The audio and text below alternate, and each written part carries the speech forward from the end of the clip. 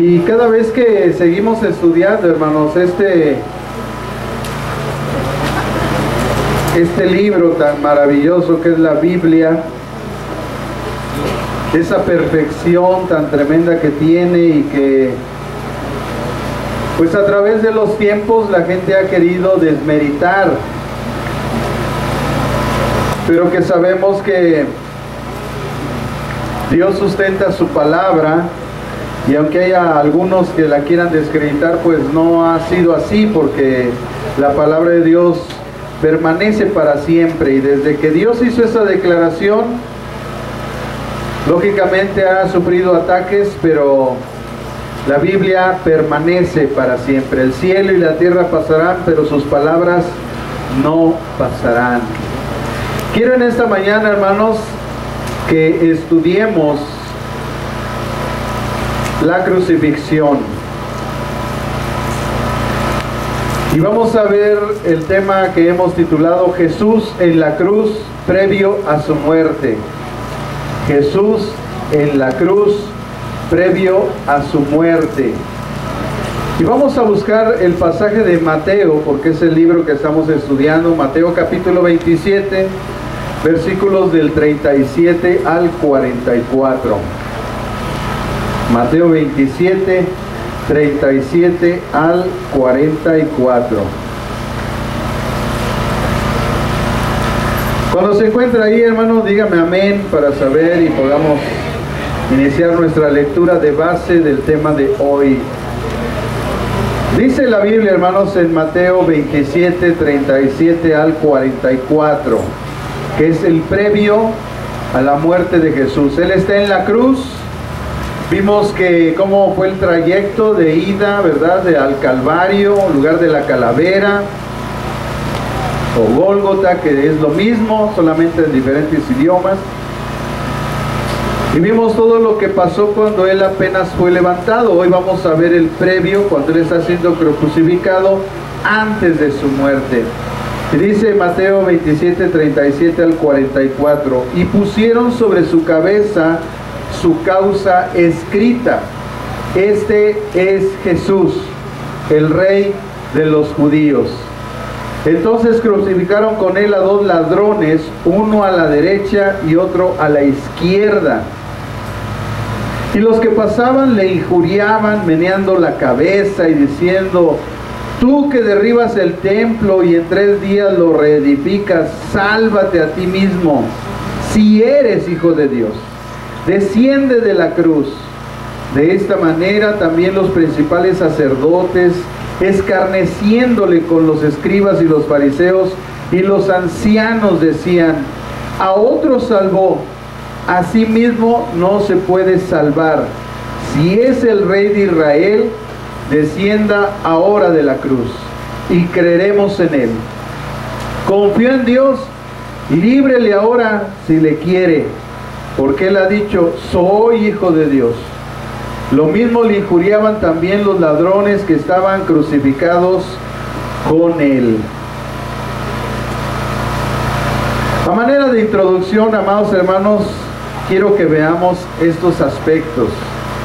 El profeta Isaías describe al siervo sufriente que muere desde el capítulo 42 hasta el capítulo 53 del libro de Isaías. Del 42 al 53, el profeta Isaías describe la muerte del siervo sufriente. El relato de la pasión tiene un núcleo histórico. Cuando Jesús es aprehendido, el juicio injusto de Jesús, la crucifixión de Jesús como sedicioso a los ojos del Imperio Romano por predicar el reino de Dios, su muerte y su enterramiento. Y este núcleo de todo esto que acabamos de mencionar es necesariamente verdadero, pues cumple con lo que se le llama en la historia antigua y en la filología, que es la ciencia del estudio de los textos escritos, tratando de construir lo más fielmente posible el sentido original de estos con el respaldo de la cultura de donde se escribieron. Eso es la filología. Y cumple con ese que se le llama el criterio de la dificultad.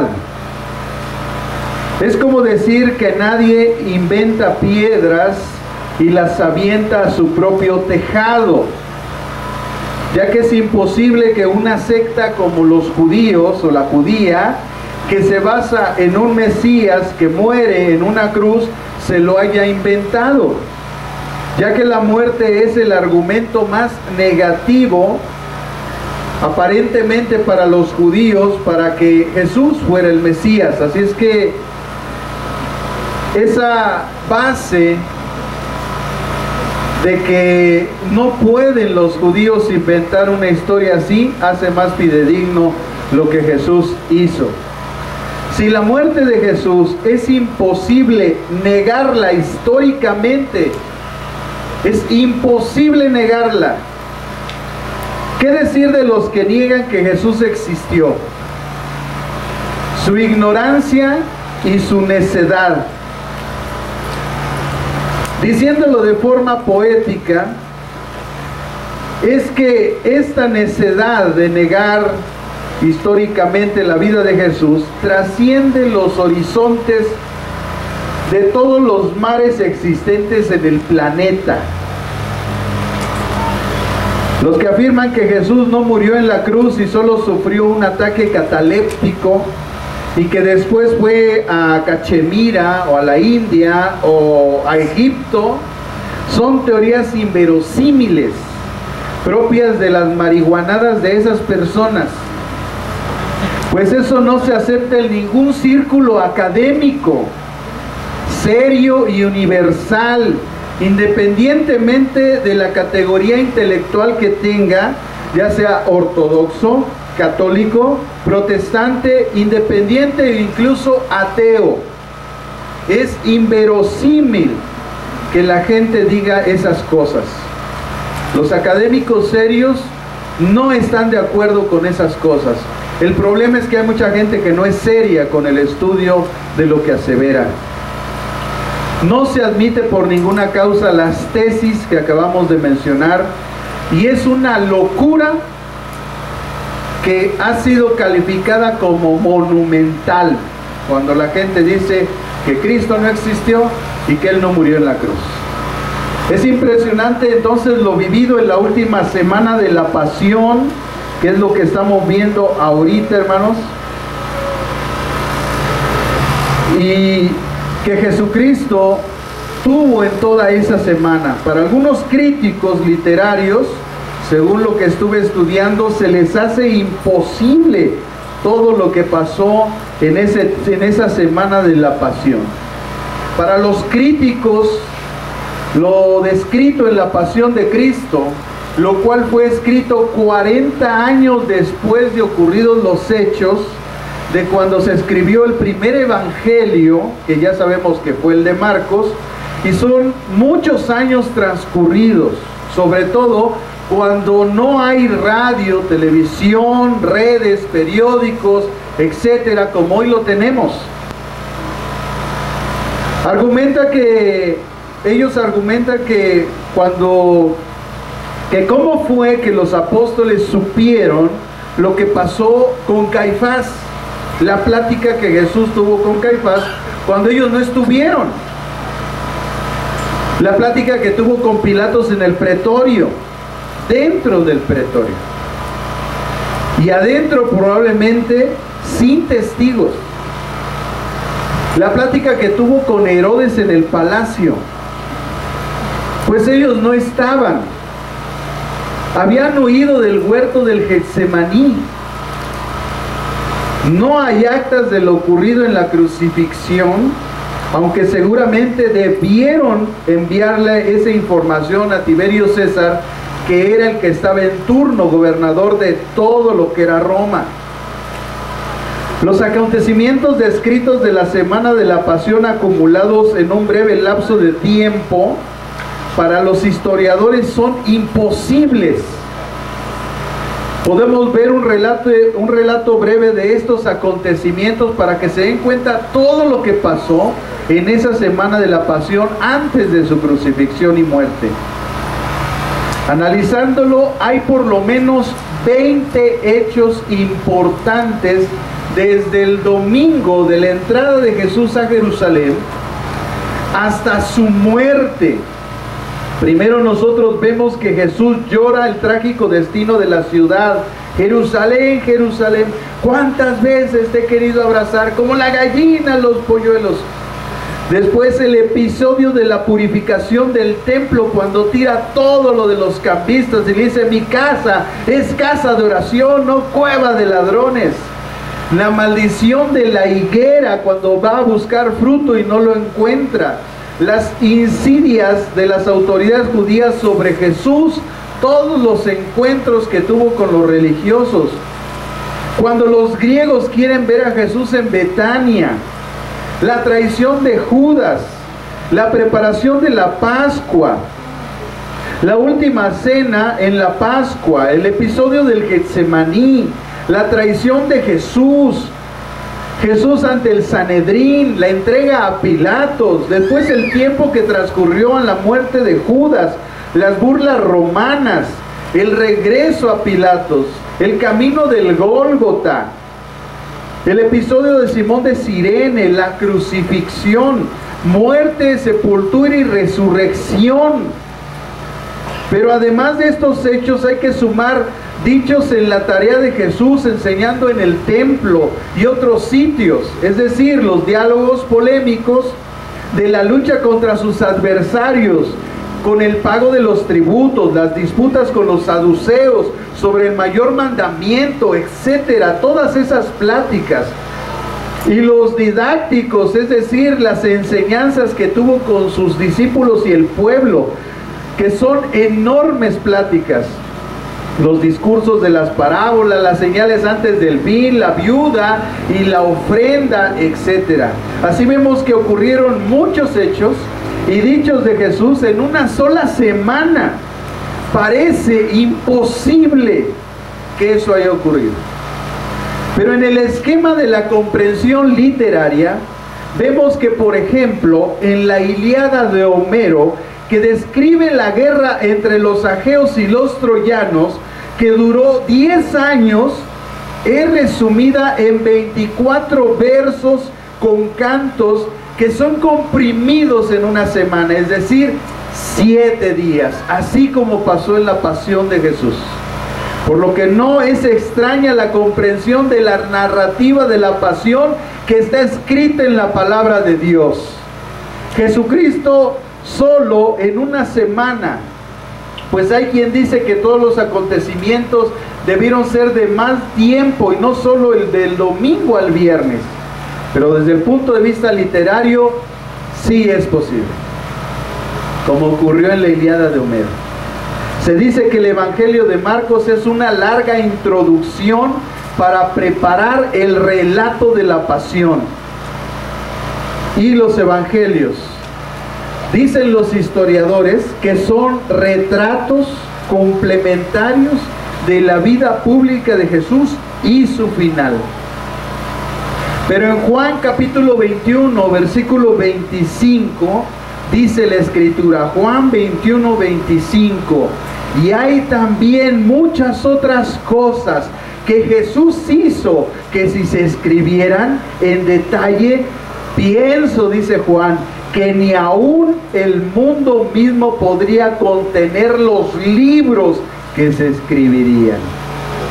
Además se dice que cada evangelio es una edición corregida del anterior, es decir, que Mateo se inspira en Marcos y lo corrige.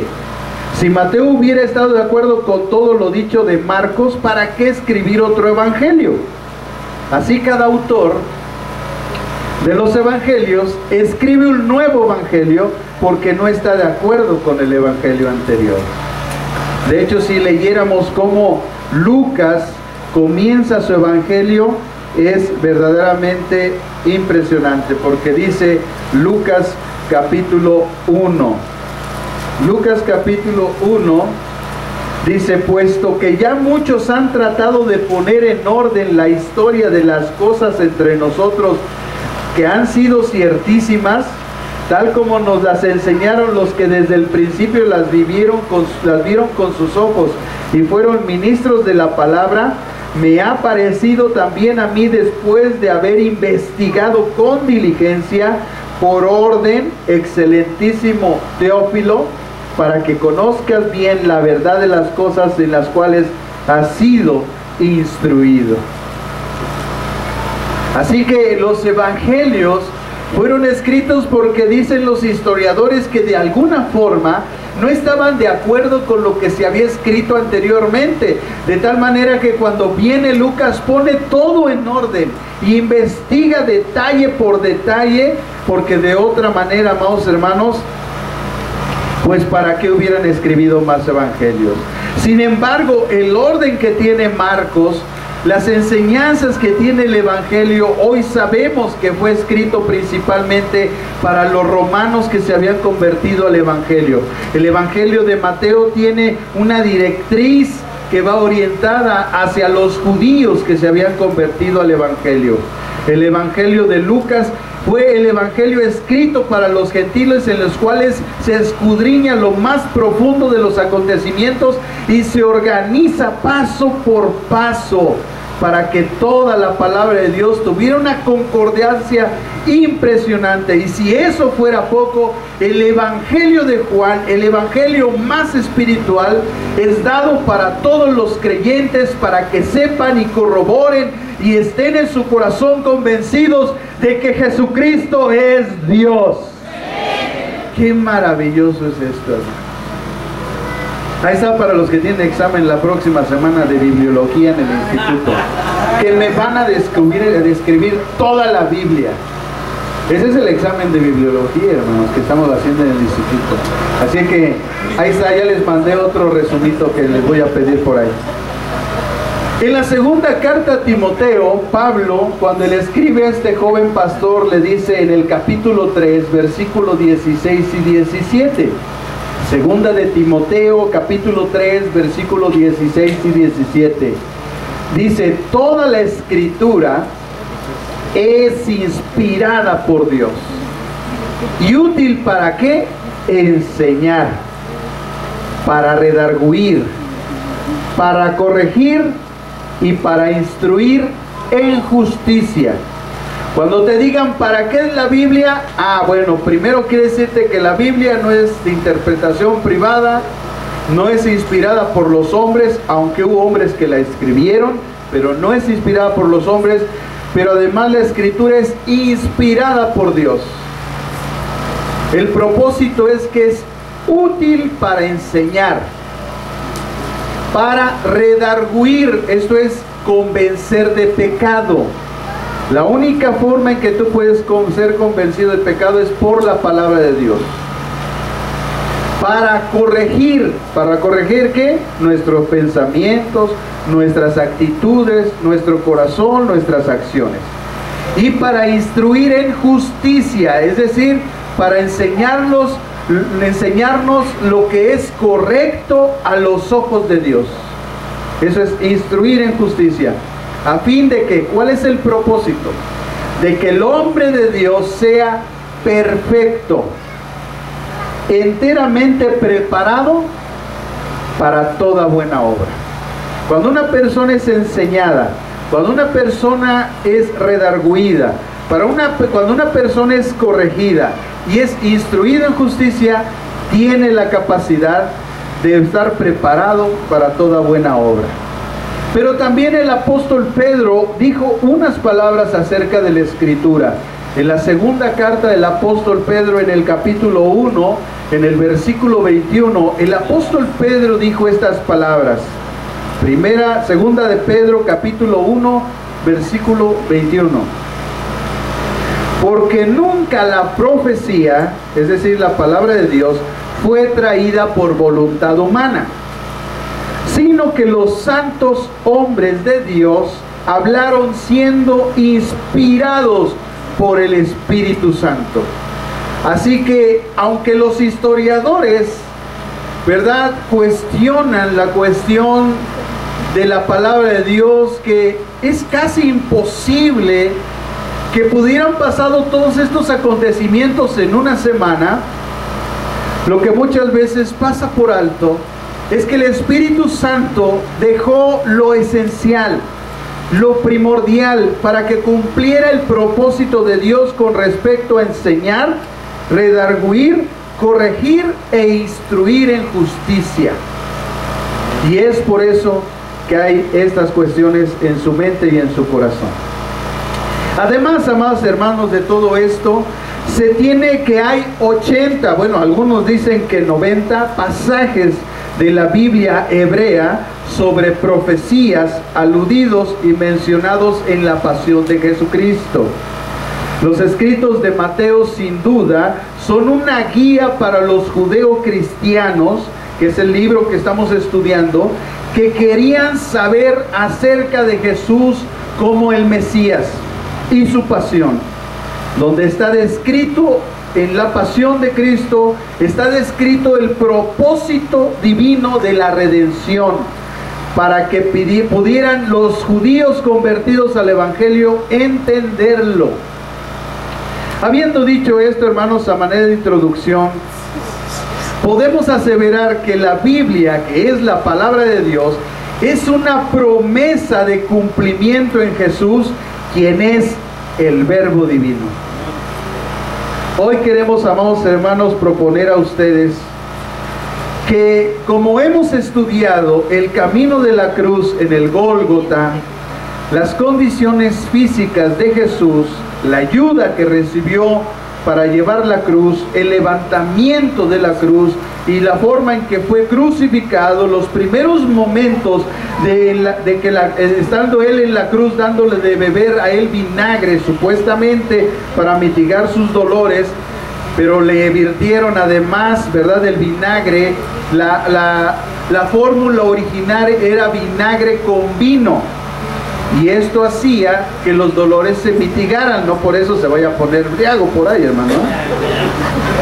Pero además le pusieron hiel para que le supiera muy feo y entonces permaneciera con sus dolores, que realmente eso es lo que buscaban los romanos. Además de eso, todas las burlas de la gente y los religiosos sectarios. Así que esta mañana, amados hermanos, veremos los aspectos, realmente 5 aspectos, de los acontecimientos de la crucifixión en el siguiente tiempo de cuando Jesús estaba en la cruz. Ya vimos cuando él caminó hacia el Gólgota, cuando lo levantaron, lo primero que pasó. Bueno, ahora vamos a ver el tiempo intermedio antes de su muerte, lo cual principalmente se basó en injurias y burlas de la gente y los religiosos, que ya dijimos eran sectarios. Así es que vamos a analizar estos siguientes aspectos. El primer aspecto es la causa escrita, que está en el versículo 37. La causa escrita. El segundo aspecto es los ladrones crucificados con Jesús, versículo 38. El tercer aspecto son las injurias de la gente, versículo 39 al 40. El cuarto aspecto, la burla de los religiosos sectarios, versículos 41 al 43. Y por último, hermanos, concluiremos esta mañana con la injuria de los ladrones que menciona Mateo. Así que vamos al versículo 37, hermanos, de Mateo capítulo 27, Mateo 27, versículo 37, la causa escrita. Dice primero: y pusieron sobre su cabeza su causa escrita: este es Jesús, el Rey de los judíos. En el Evangelio de Juan, hermanos, hay datos más importantes o de más revelación al respecto. Juan capítulo 19, versículo 19 al 22.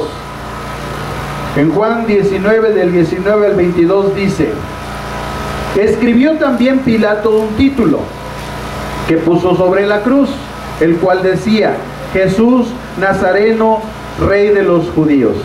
Y muchos de los judíos leyeron este título porque el lugar donde Jesús fue crucificado estaba cerca de la ciudad, y el título estaba escrito en hebreo, en griego y en latín. Dijeron a Pilato los principales sacerdotes de los judíos: no escribas rey de los judíos, sino que él dijo: soy rey de los judíos. Respondió Pilato: lo que he escrito, he escrito. Amados hermanos, en ese tiempo se acostumbraba a avergonzar a los malhechores con un letrero que notificaría el delito por el cual sufrían. El delito de Jesús entonces es que él se declarase rey de los judíos. La inscripción se trataba entonces de un acrónimo de la versión latina de la frase que, según el Evangelio de Juan, habría sido colocada en una tablilla en orden por Poncio Pilatos, como explicación de la causa de la condena de Jesús en su muerte en la cruz. Nosotros hemos leído tradicionalmente que ponen la palabra INRI, que es la sigla de la frase latina traducida de las palabras griegas Iesus, Nazarius, Rex y Daurum, la cual se traduce al español como Jesús de Nazaret, Rey de los judíos. La frase que aparece en una placa o tablilla llamada título o titulus, ¿verdad?, en latín, varía ligeramente en los 4 evangelios del Nuevo Testamento. De tal manera que encontramos en su versión más corta en el Evangelio de Marcos. En Marcos 15:26,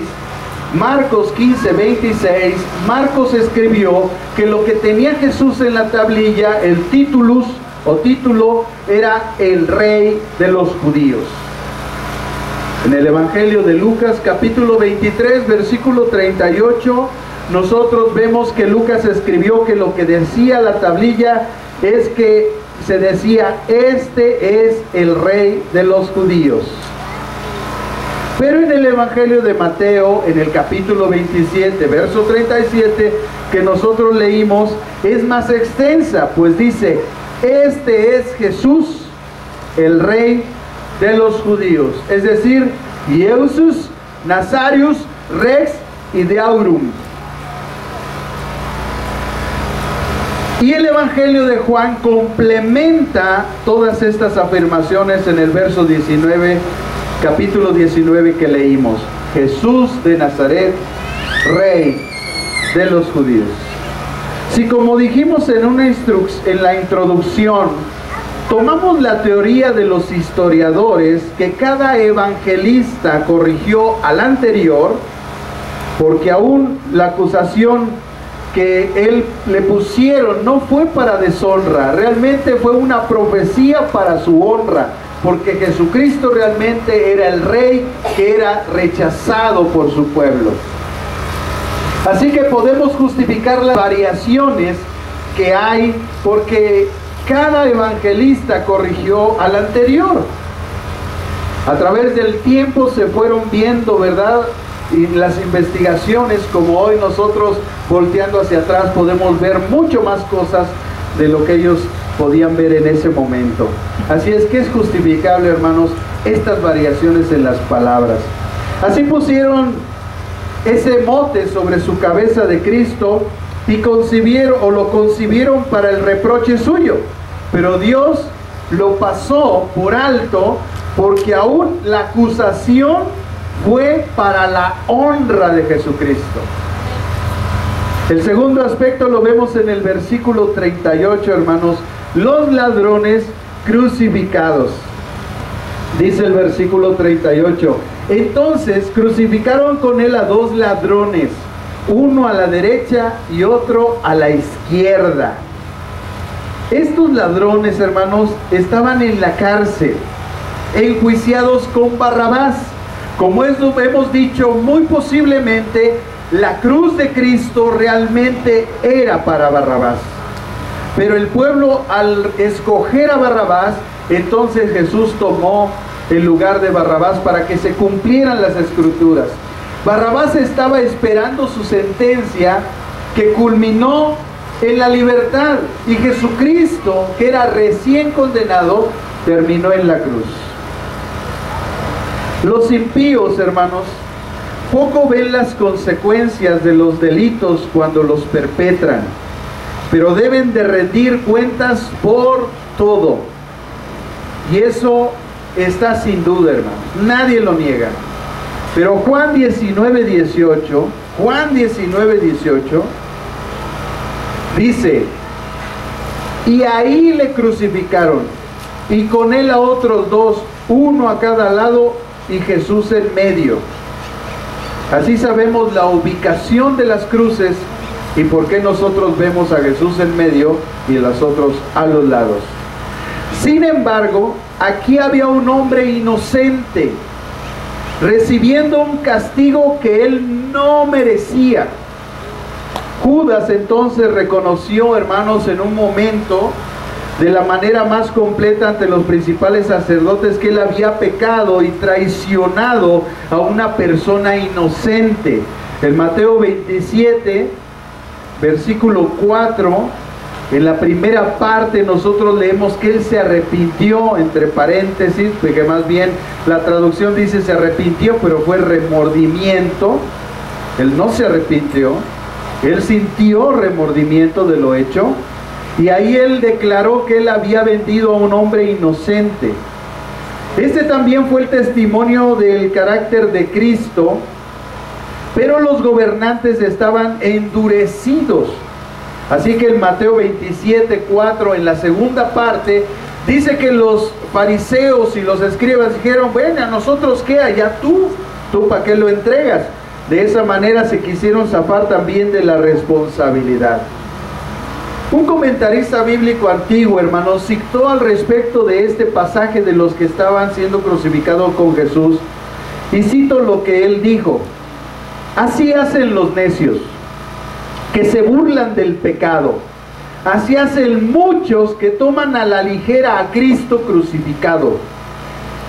Y es caso corriente de lo engañoso de nuestros corazones tomar a la ligera nuestro propio pecado, insistiendo en los pecados del prójimo.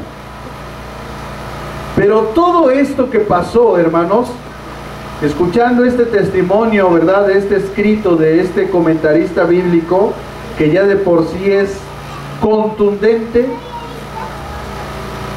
sobre la persona necia que no entiende la cruz de Cristo y que se le hace fácil pecar, y que además en la carta a los Hebreos dice que si pecamos voluntariamente, ya no hay ningún rescate, solamente el ardor del juicio que espera a los impíos. Cuando nosotros pecamos voluntariamente, dice además Hebreos que estamos pisando la sangre del pacto, que nos estamos burlando de lo hecho en la cruz. Por eso somos instados a no pecar.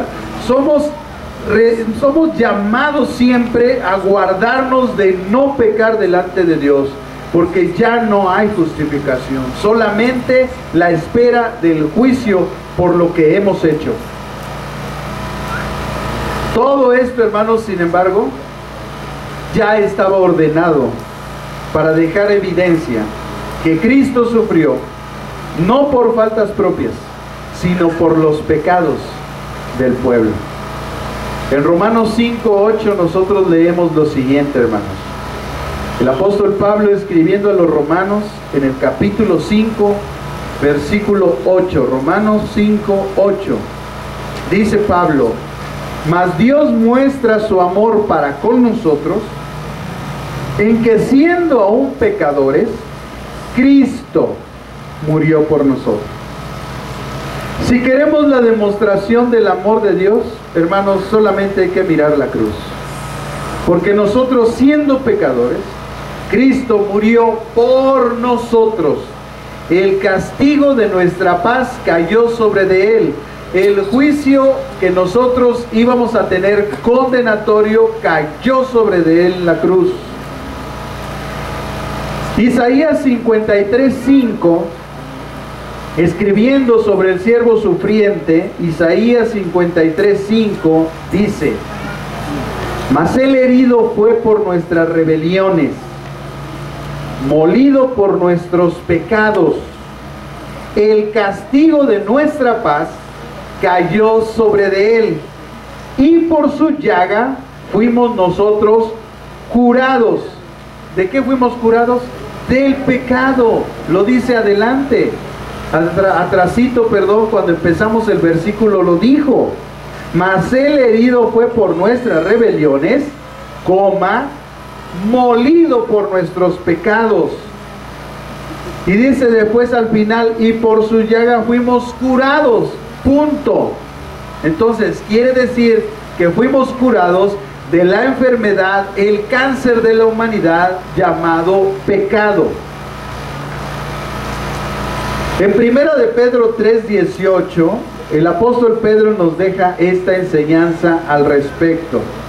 1 de Pedro capítulo 3 versículo 18 dice: porque también Cristo murió por los pecados una sola vez, el justo por los injustos, para llevarnos a Dios, muerto en la carne, pero vivificado en el Espíritu. Vivificado en el Espíritu.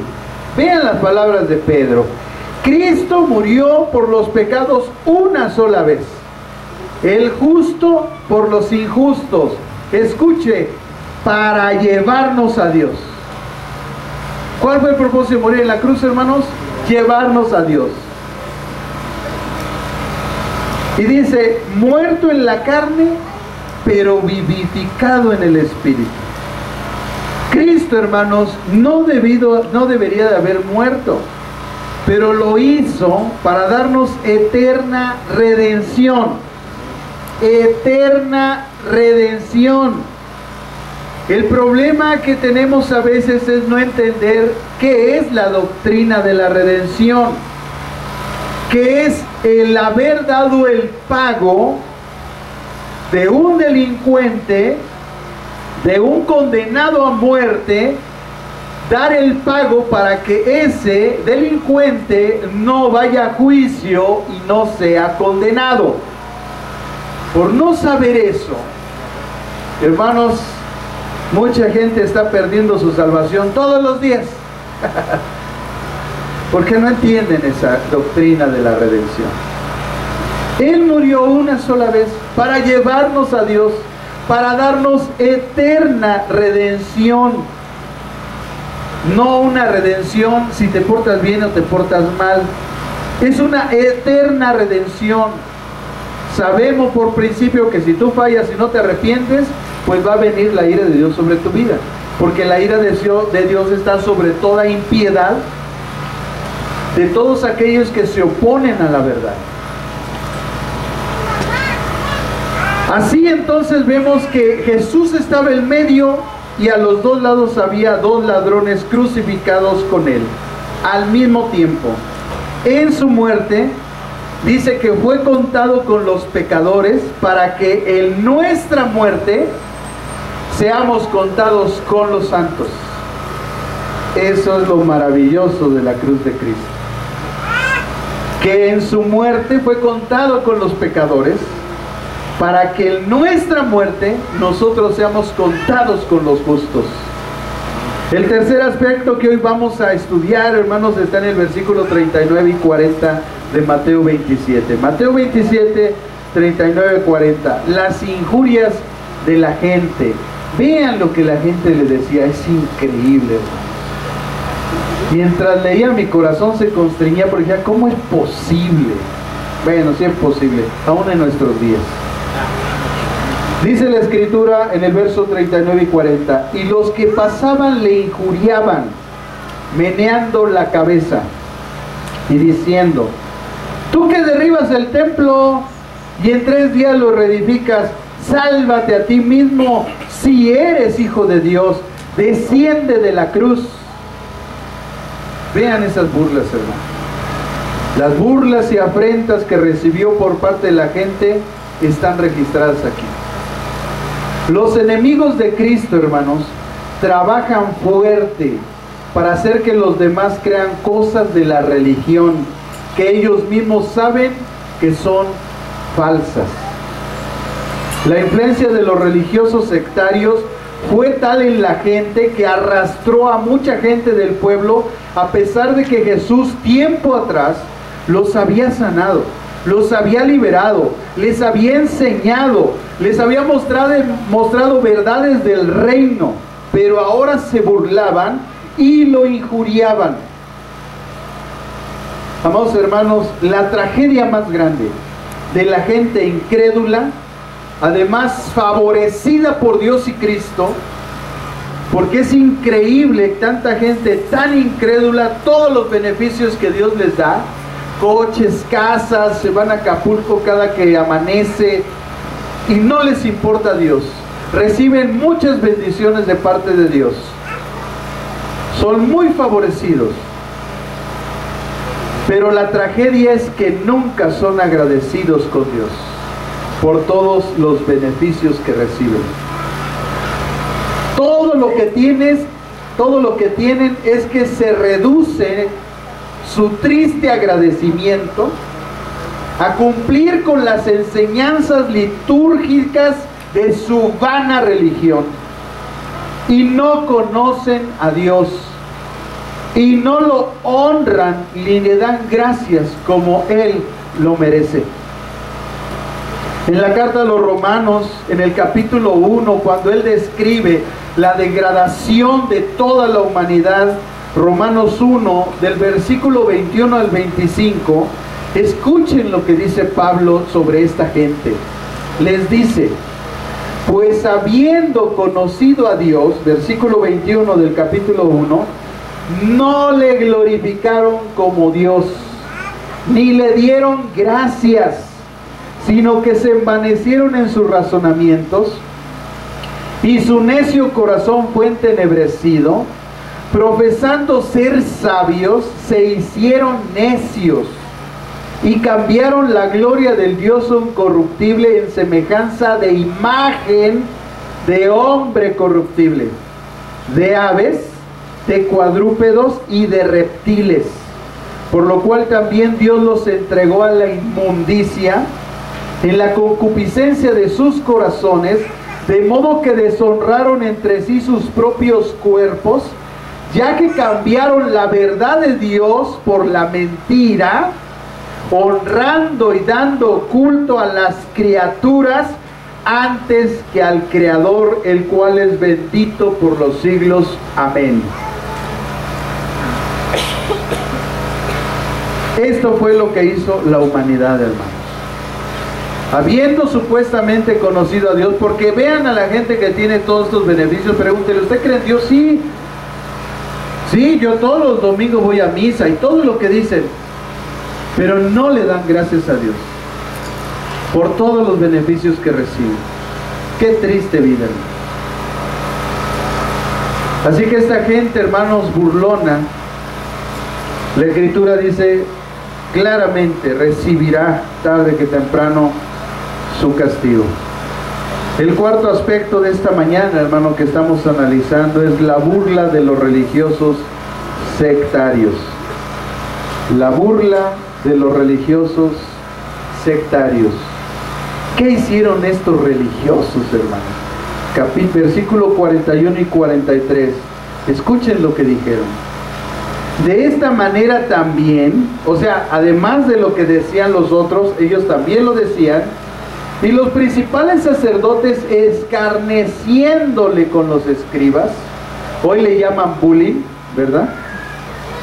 Y los fariseos y los ancianos decían: a otros salvó, a sí mismo no se puede salvar.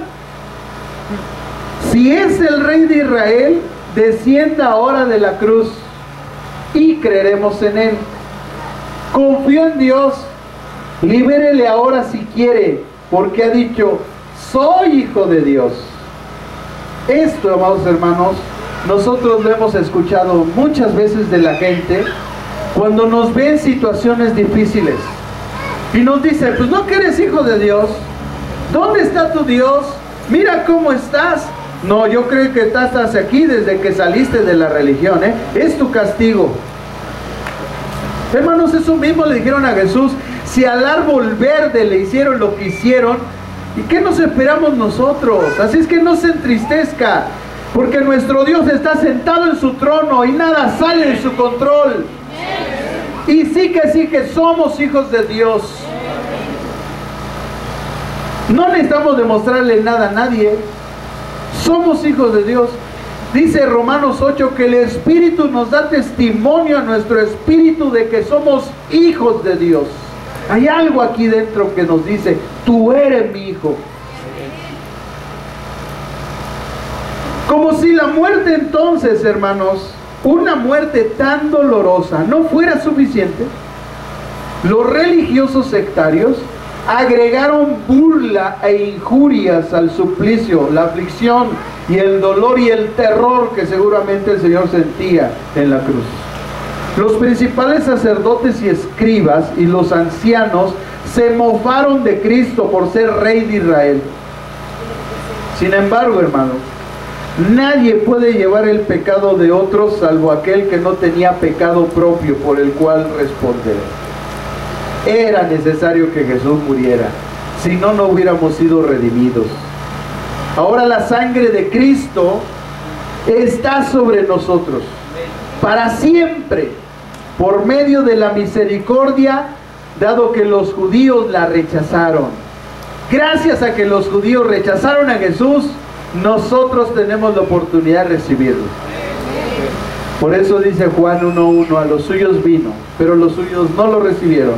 Mas a todos los que lo recibimos, a los que creemos en su nombre, se nos dio derecho legal de ser llamados hijos de Dios. En Hechos capítulo 2,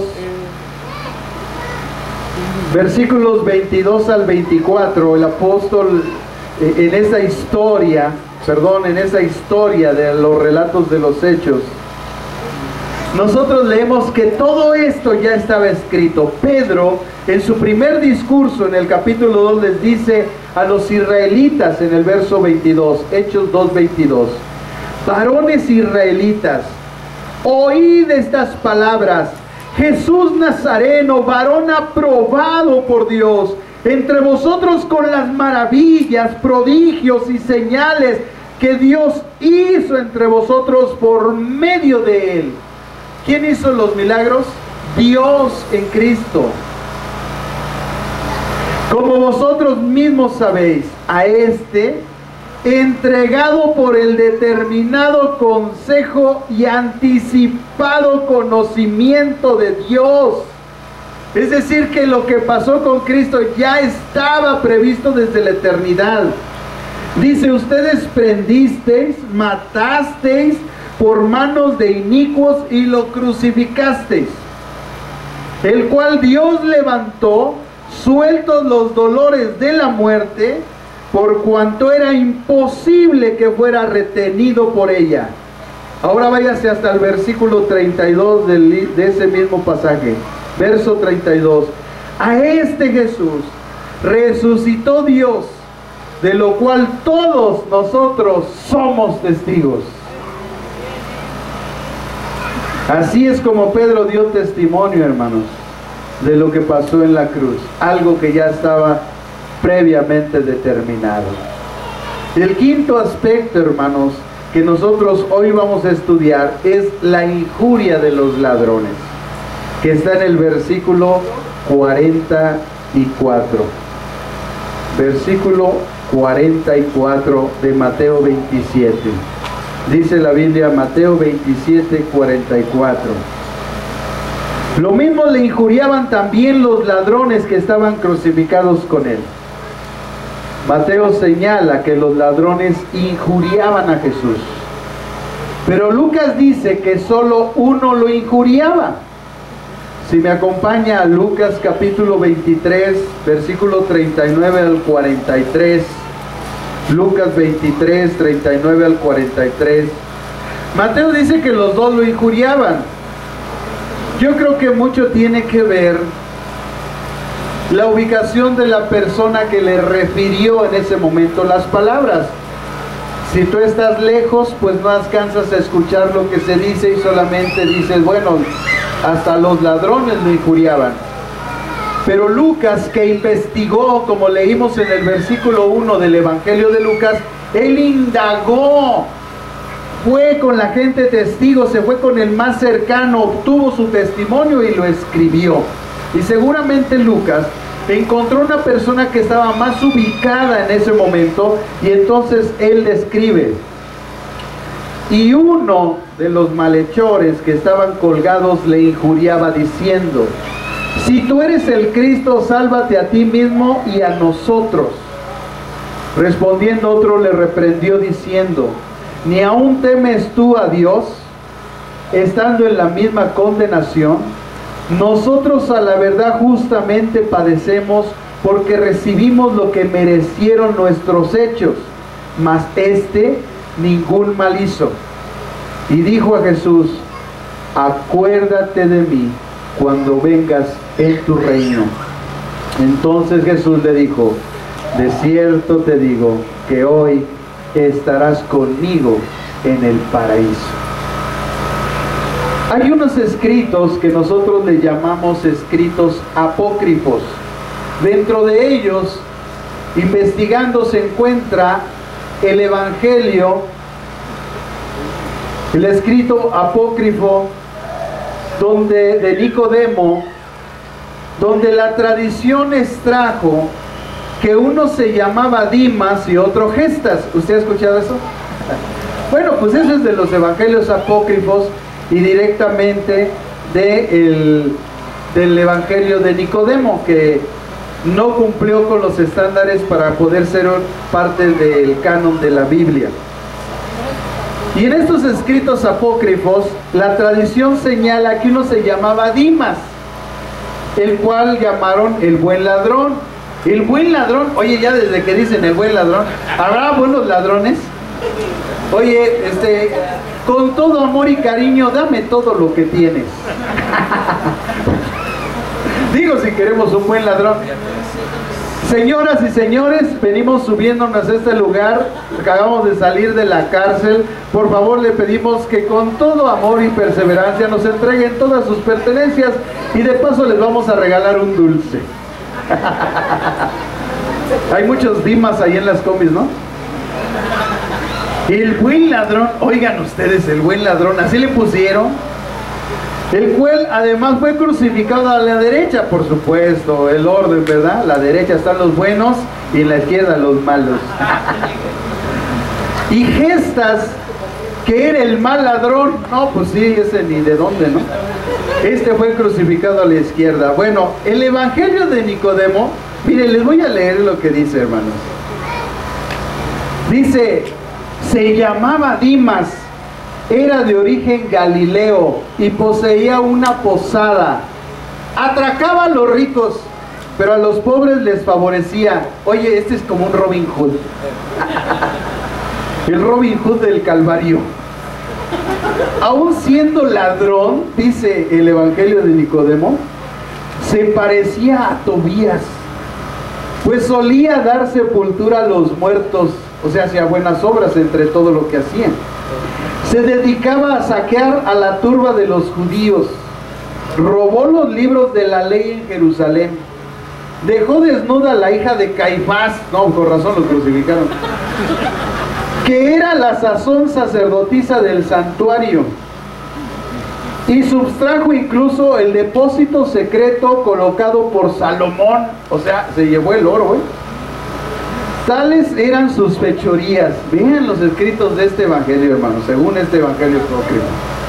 También encontré más adelante, dice este evangelio apócrifo de Nicodemo, acerca de Dimas llegando al paraíso. Oye, ¿cómo supo esto? Bueno, dice este cuate, que llegó y le dijeron: ¿quién eres? Tu aspecto es el de un ladrón. ¿De dónde vienes? Que llevas el signo de la cruz sobre tus espaldas. Y él respondiendo dijo: con verdad habláis, porque yo he sido un ladrón. y he cometido crímenes en la tierra. Y los judíos me crucificaron con Jesús. Y vi las maravillas que se realizaron por la cruz de mi compañero. Y creí que es el creador de todas las criaturas y el Rey Todopoderoso. Y le rogué exclamando: Señor, acuérdate de mí cuando entres en tu reino. Luego entonces, con palabras dulces, amorosas y gloriosas, en su gracia me dijo: en verdad te digo, hoy estarás conmigo en el paraíso. ¡Wow! ¿De dónde sacaron? ¿Quién sabe? A este tal Dimas, la religión lo canonizó. Este buen ladrón, oye, buen ladrón, hijo, qué testimonio, lo hizo santo por sus buenas obras. Hermanos, nosotros no somos santos por nuestras obras buenas. Nosotros somos santos porque Jesús nos hizo santos por su sacrificio en la cruz. No estamos por nuestros méritos, estamos en los méritos de Jesús.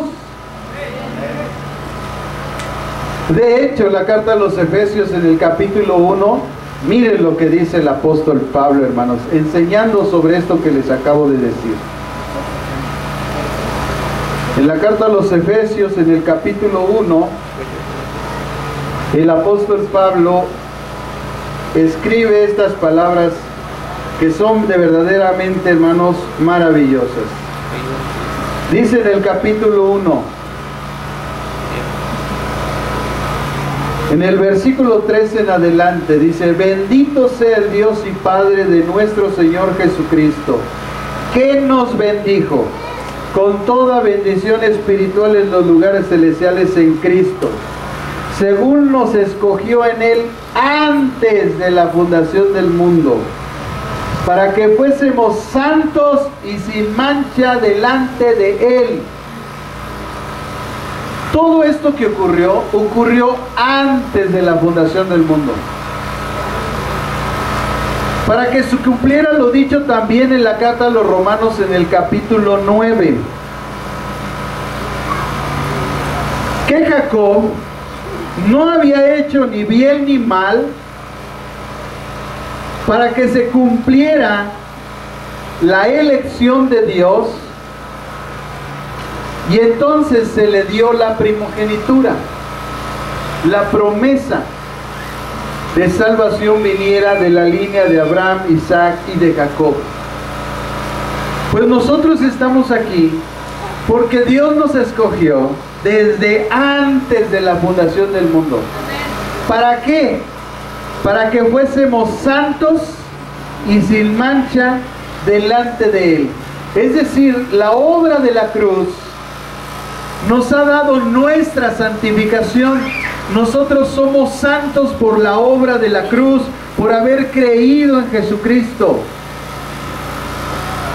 No por portarnos bien, no por ser buenos.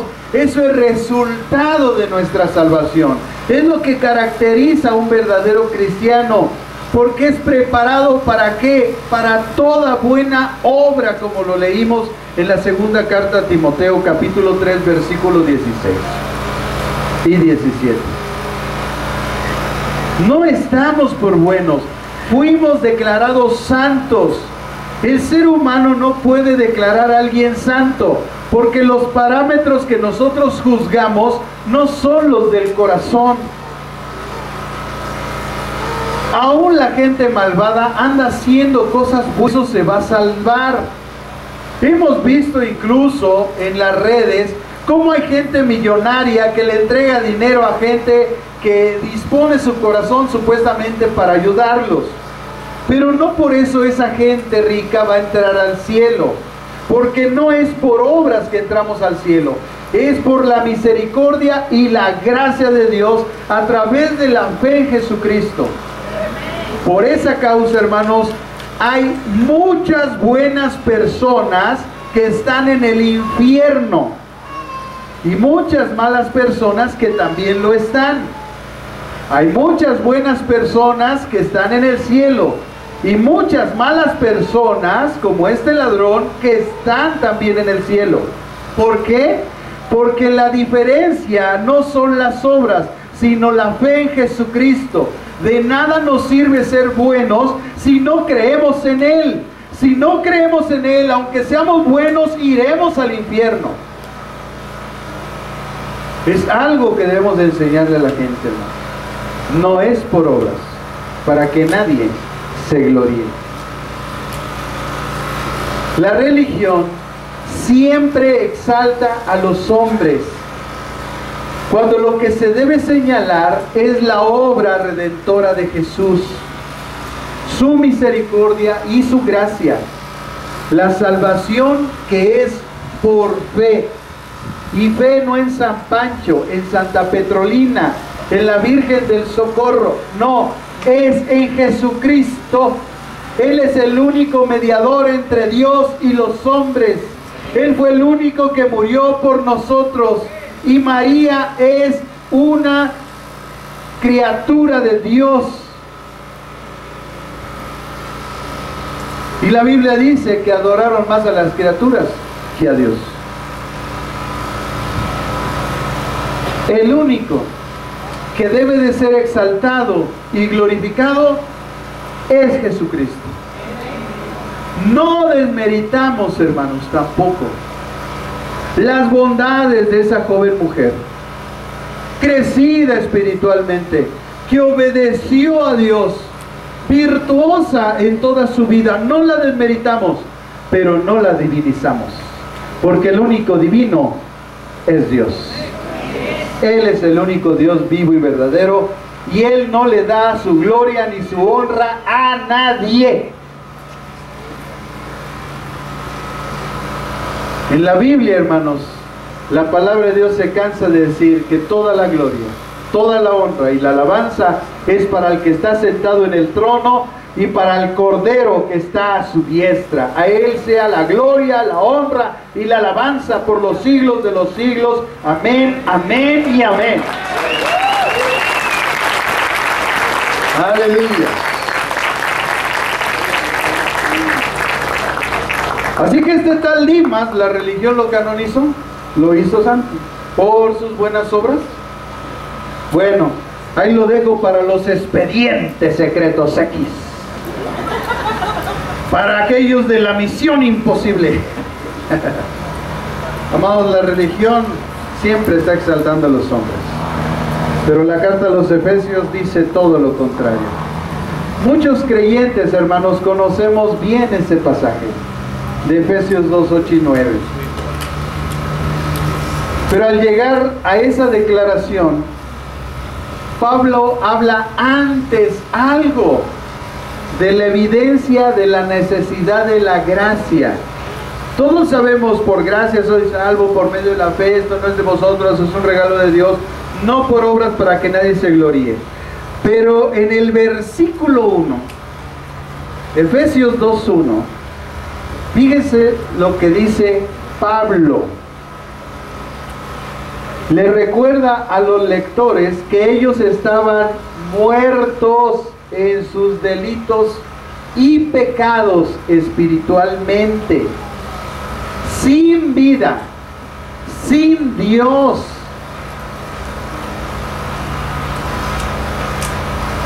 Así que ¿cómo alguien puede determinar la santidad de otro cuando está muerto en sus delitos y pecados? Amados hermanos, Dios es el autor de la salvación, que es un acto que abarca varias realidades. Número 1, la predestinación de Dios. Número 2, la elección. Número 3, la regeneración. Número 4, la justificación. Número 5, la adopción. Número 6, la santificación. Y número 7, la glorificación. Todas estas doctrinas bíblicas son importantes que las aprendamos, para que sepamos el proceso correcto que una persona que ha nacido de nuevo sufre en todo ese trayecto de su vida. Es un evento entonces pasado que se desarrolla en el presente y tiene una parte que se ejecutará en el futuro. Todo esto que les acabo de decir, estos 7 aspectos, son eventos pasados algunos, que se desarrollan otros en el presente y otros vendrán a ser parte del futuro. Todo esto no se debe a nuestros méritos, sino únicamente a la gracia salvadora de Dios en un creyente. La Biblia enseña que la salvación es por la gracia sola, sin que ella tenga que estar acompañada de méritos, que nos vayamos de rodillas y esas cosas. No, que lo hecho en la cruz fuera suficiente para alcanzar por todos nosotros esa gracia. Desafortunadamente, hermanos, en nuestros días escuchamos de falsos evangelios que demandan esfuerzos humanos, obras.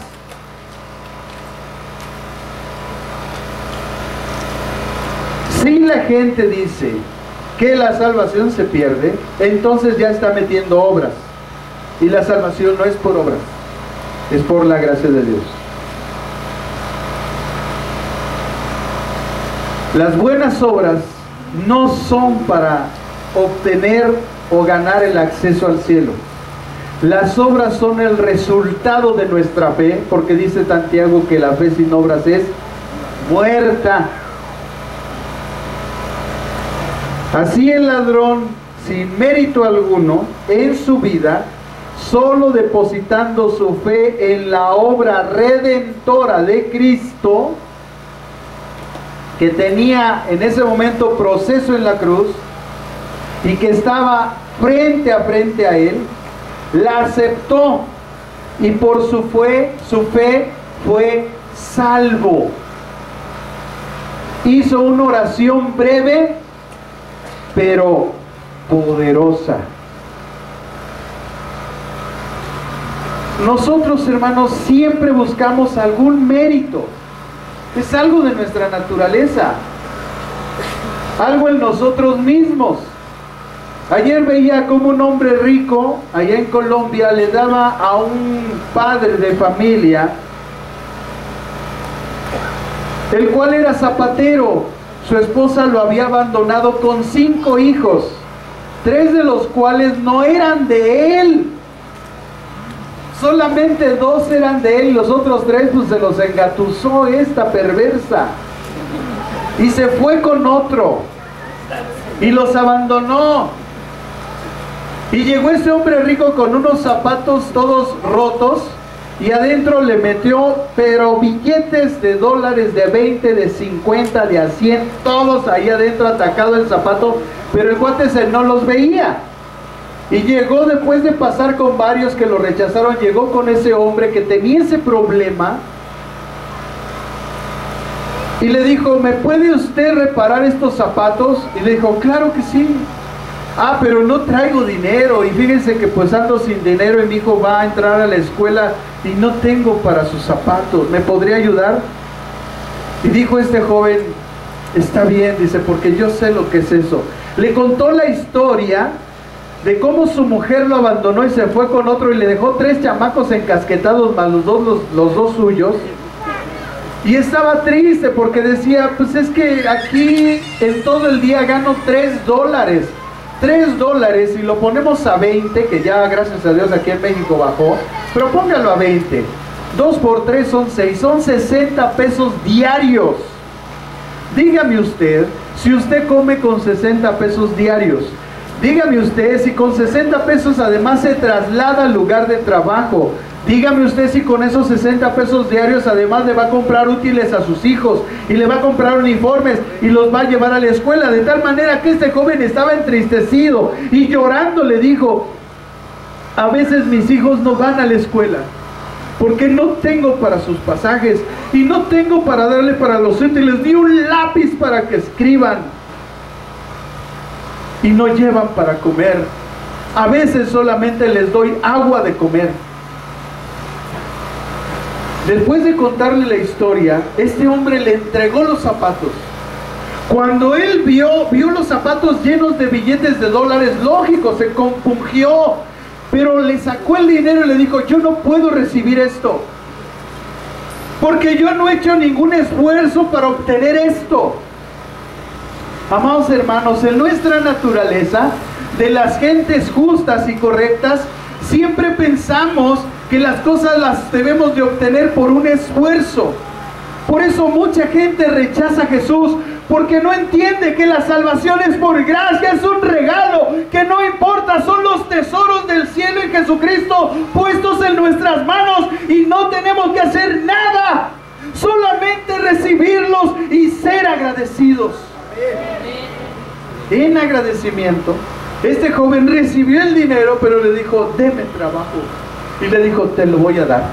Mañana viene mi secretaria para que te vayas a trabajar. Te voy a poner una tienda para que tú la administres y puedas mantener a tus hijos. Así son las riquezas del reino. Así es la bendición del Padre, del Hijo y del Espíritu Santo. Están siempre enfrente de nosotros, pero a veces nosotros queremos hacer algo. Solamente recibe la bendición. Extiende tus manos a Dios y recibe su bendición.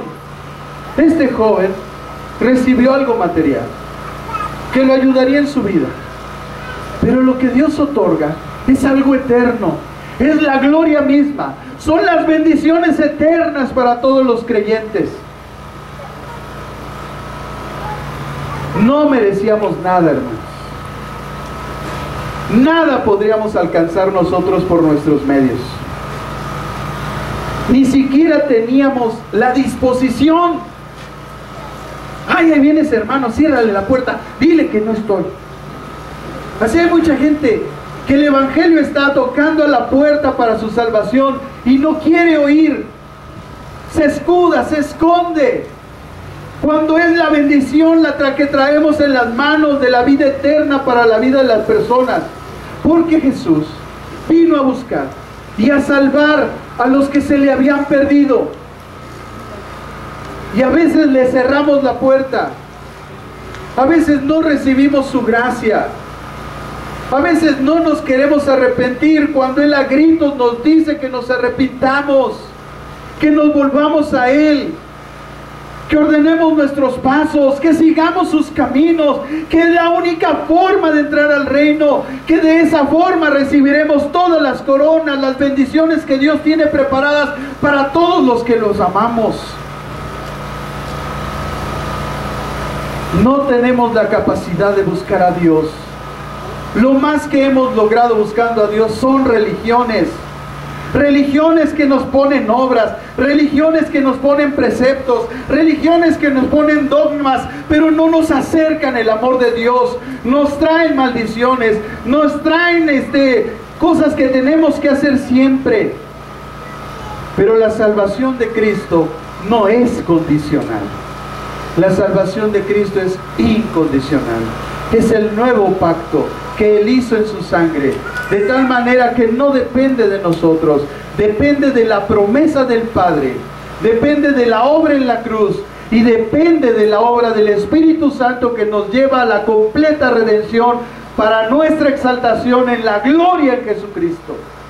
No depende de nosotros. Si dependiera de nosotros, nosotros ya hubiéramos perdido la salvación. Imagínate cuántos pecados tienes en tu mente, en tu corazón, cuánta rebeldía, cuánta injusticia, cuánta mentira, cuánto engaño, cuánta injuria.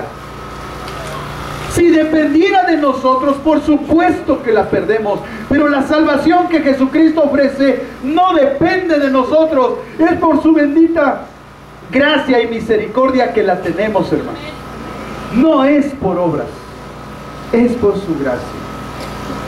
Todo ha sido la gracia solamente. Esta verdad nos debe conducir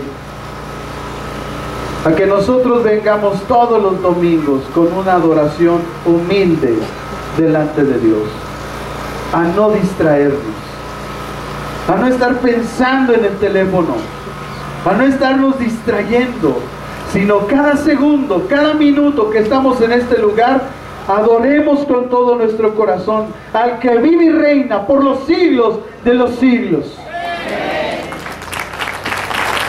Aleluya.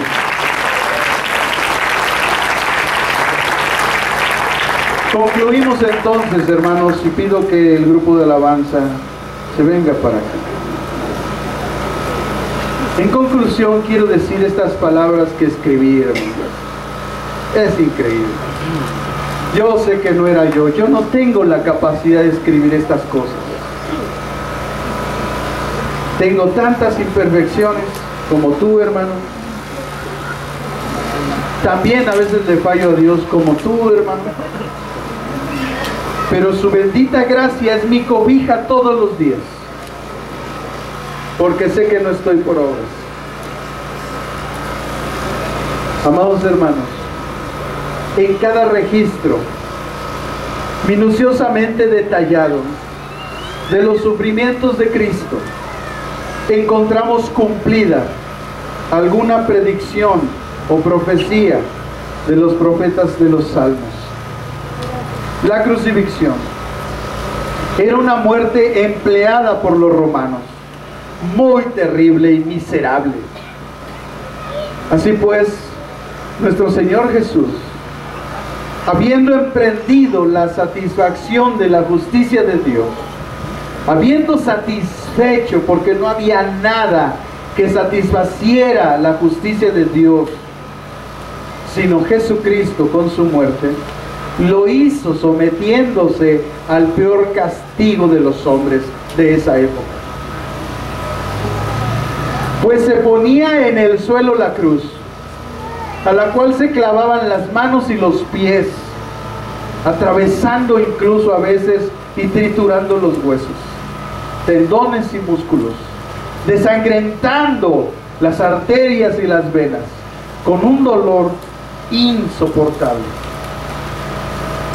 Entonces levantaban y afirmaban en forma vertical, de modo que el peso del cuerpo colgara de los clavos, hasta que el sufriente muriera con tremendo dolor, sin poder respirar. Pasaban días crucificados con ese sufrimiento, sin agua, sin comer, y con el dolor en las piernas y en las manos, con un tremendo dolor.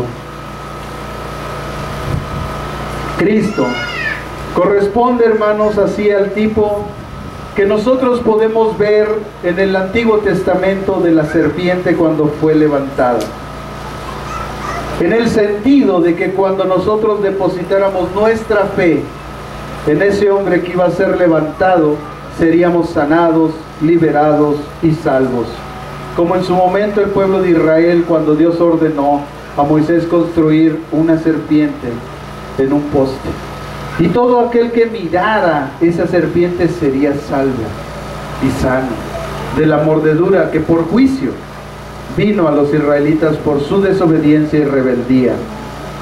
Hoy nosotros, hermanos, podemos ver la cruz de Cristo, que es el tipo de esa cruz del Antiguo Testamento, para ser salvos y redimidos de nuestros pecados.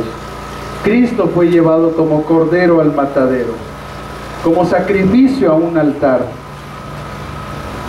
Mi pregunta es, ¿hubo alguna vez dolor como su dolor? Seguramente no. Cristo pasó por toda la miseria y vergüenza aquí relatada, para adquirir para nosotros vida eterna, no vida temporal. Gozó, nos dio además el gozo y la gloria. Pero si no hay cruz, no hay Cristo, ni tampoco corona. Por eso Jesucristo dijo, si quieren venir en pos de mí, tomen su cruz y síganme. Cuando nosotros contemplamos su tipo de muerte con que murió, estamos contemplando con qué tipo de amor nos amó, porque Él nos amó hasta el fin. Él no dejará de amarnos, nunca, nunca, aunque nos rebelemos, aunque no queramos oír de Él, su amor permanecerá para siempre. Sus brazos estarán abiertos siempre hacia nosotros. Él dispuesto siempre a abrazarnos para perdonarnos.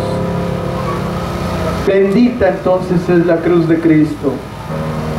Entonces encontré un himno que se llama En el monte del Calvario está una cruz. Este himno antiguo dice lo siguiente, hermanos: en el monte Calvario estaba una cruz, el emblema de afrenta y dolor, mas yo amo esa cruz, do murió mi Jesús por salvar al más vil pecador. Oh, yo siempre amaré esa cruz. En sus triunfos mi gloria será, que algún día, en vez de una cruz, mi corona Jesús me dará. Aunque el mundo desprecie la cruz de Jesús, para mí tiene suma atracción, pues en ella llevó el Cordero de Dios de mi alma la condenación. En la cruz de Jesús, do su sangre me virtió, hermosura, contemplo sin par, pues en ella triunfante a la muerte venció, y mi ser puede santificar. Yo seré siempre fiel a la cruz de Jesús, sus desprecios con él llevaré, y algún día feliz con los santos en luz, para siempre su gloria veré. La predicación del Evangelio, hermanos, es que sea entendido para salvación a todo aquel que cree. Que como el ladrón reconoció y se arrepintió de sus faltas y pecados, no sabemos si lo dicho en este Evangelio apócrifo de Nicodemo es verdad. Lo que sí sabemos es que este ladrón se salvó por fe y disfrutó de la gloria por recibir en su misma cruz los brazos amorosos de Jesús.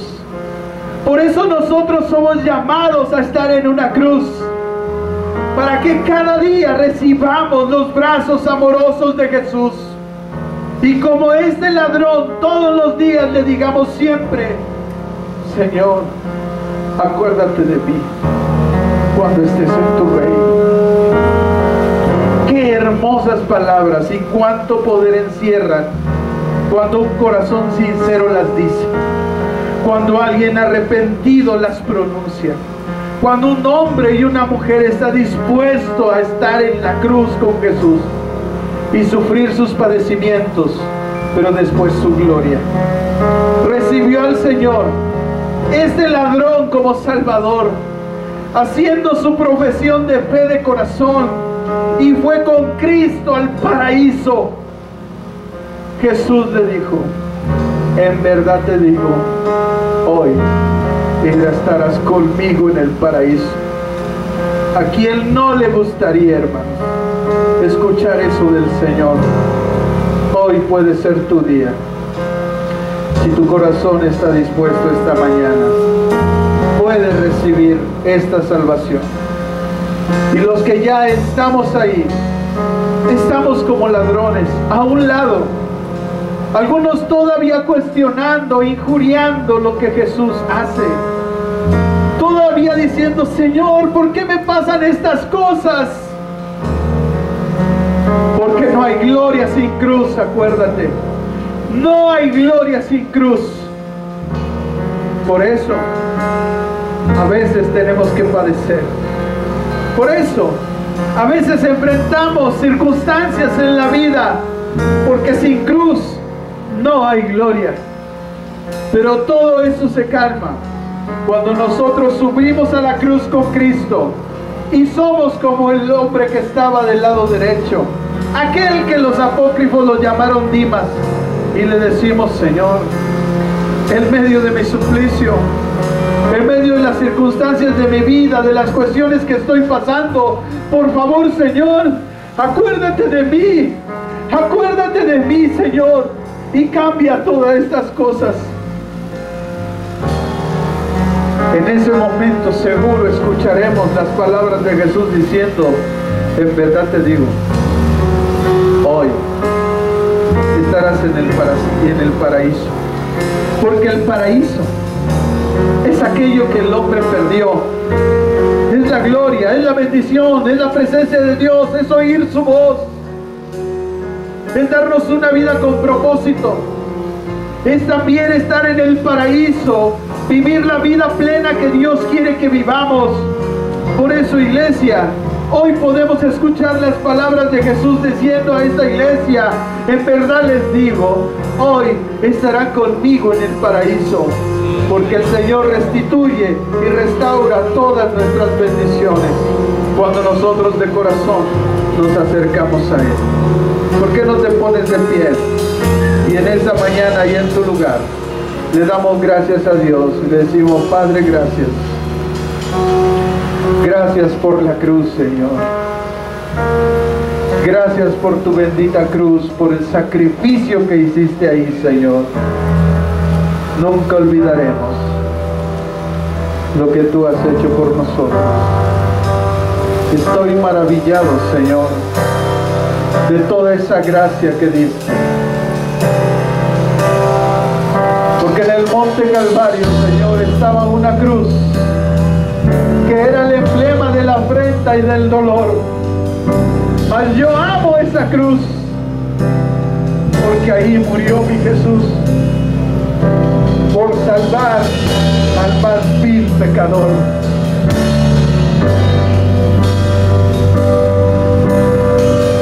Yo amo esa cruz, porque ahí murió mi Jesús. Siempre amaré esa cruz, porque en sus triunfos mi gloria será. Y algún día, en vez de la cruz, mi corona Jesús me dará. Aunque el mundo desprecie la cruz de Jesús, para mí tiene suma atracción, pues en ella llevó el Cordero de Dios de mi alma la condenación. En la cruz Jesús su sangre vertió. Hermosura contemplo sin par, pues en ella triunfante a la muerte venció, y mi ser puede santificar. Yo seré siempre fiel a la cruz de Jesús. Sus desprecios con él llevaré, y algún día feliz, con todos los santos en luz, para siempre, para siempre, para siempre su gloria veré. Levanta tus manos y cierra tus ojos.